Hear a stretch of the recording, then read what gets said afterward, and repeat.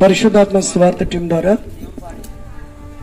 ఈరోజు ఈ గ్రామాన్ని ఆశీర్వదించడానికి, ప్రభువు దీవించడానికి ప్రతి దైవ సేవకుల్ని ఏర్పాటు చేసుకుని మరి ఈ స్థలంలో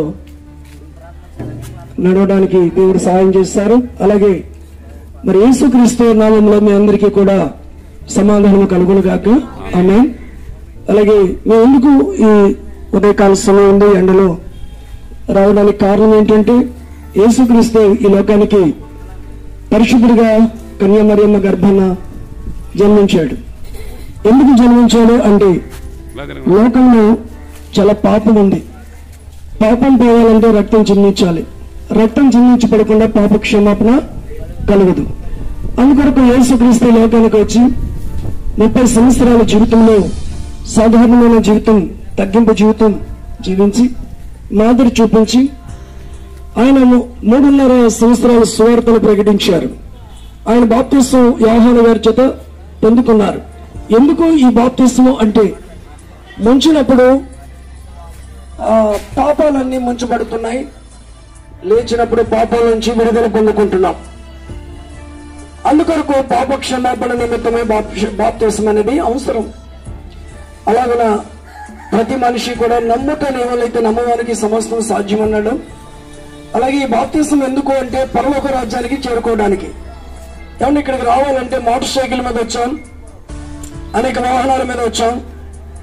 ఇక్కడికి రావడానికి ఈ వాహనాలు అవసరం అయితే, ఈ మార్గానికి రావడానికి ఎవరో ఒకరు దారి చూపిస్తే, మరి పరలోకానికి దారి మార్గం యేసుక్రీస్తు ప్రభు. ఆయనే సత్యం, ఆయనే జీవం, ఆయనే మార్గము. కనుక పరలోక రాజ్యానికి వెళ్ళాలంటే, మోక్షానికి పోవాలంటే యేసుక్రీస్తే మార్గం. అందుకని ఆ వార్త, శుభవార్త మీకు చెప్పడానికి ఈరోజు ఈ అవకాశం దేవుడు అనుగ్రహించారు. అలాగే యేసుక్రీస్తు ప్రభు మరి ఎన్నో స్వస్థతలు చేశారు. గుడ్డివారికి చూపునిచ్చారు, కుంటివారిని నడిపించాడు, కుండిపోయిన అవయవాలు లాజర్ను బ్రతికించాడు, కుష్ఠరోగులు బాగు చేశాడు, దెయ్యములు పట్టుకున్న వాళ్ళని వెళ్ళగొట్టాడు. ఏమంటే ఎన్ని రకాల వ్యాధులు ఉన్నాయో ఆ వ్యాధులన్నిటికీ ఒకే నివారణ యేసుక్రీస్తు. ఒకనాడు మేము కూడా ప్రభు నమ్మనప్పుడు ఎవరో యేసుక్రీస్తు అనేది మాకు తెలియదు. కరెంట్ శక్తితో పడిపోయి బిల్డింగ్ పై నుంచి సావు బ్రతుకుల్లో కొట్టుమిట్లాడుతున్నప్పుడు, నాకు స్వస్థత లేనప్పుడు, డాక్టర్లు చేతులెత్తినప్పుడు, నా మరణానికి దగ్గర అయిపోతున్నావు అని చెప్పినప్పుడు, ఇక నువ్వు ఇల్లు చెక్క పెట్టుకోవాలన్నట్లుగా చెప్పేశారు. ఆ పరిస్థితుల్లో ప్రభువుని అంగీకరించి, ప్రభువును స్వస్థపరచు, బాగు చేయి, నీకోసం బ్రతుకుతానని ఒక మాట చెప్పినప్పుడు ప్రభు అద్భుతమైన రీతిలో స్వస్థపరిచారు, బాగు చేశారు, విడిపించారు, రక్షించారు, మిమ్మల్ని సాక్షిగా నిలబెట్టారు.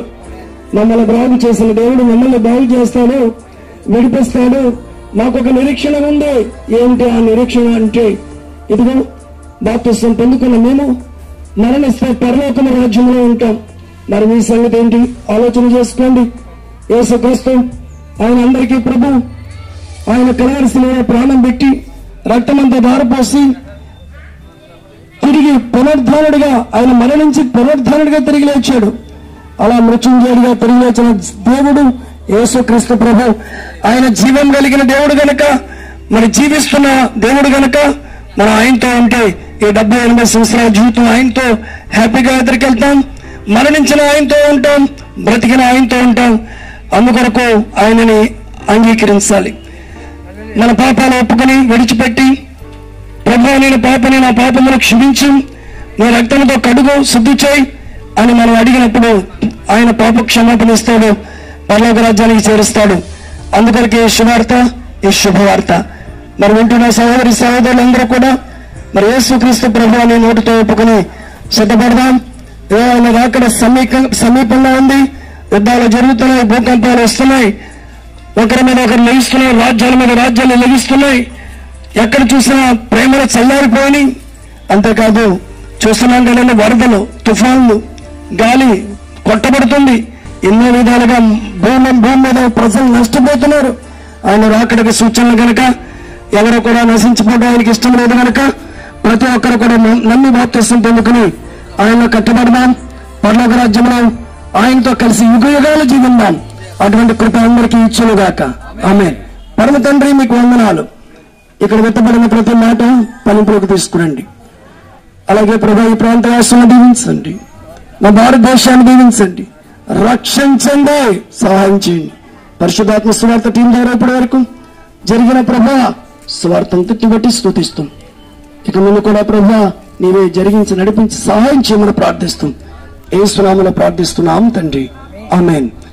ద్వారా మరి మేము అందరము కూడా ఒకప్పుడు మేము కూడా మరి నిజదేవుని ఎరగనటువంటి వారమే అయినప్పటికీ కూడా ఇలాగున యేసునందు విశ్వాసం ఉంచితే కేవలం ఈ లోకంలో శాంతి సమాధానాలు మాత్రమే కాదు, పరలోకంలో నిత్య జీవము కూడా ఆయన అనుగ్రహించగలడన్న నమ్మకం విశ్వాసాన్ని బట్టి మేము ఆ మాటల యందు నమ్మకం ఉంచాం.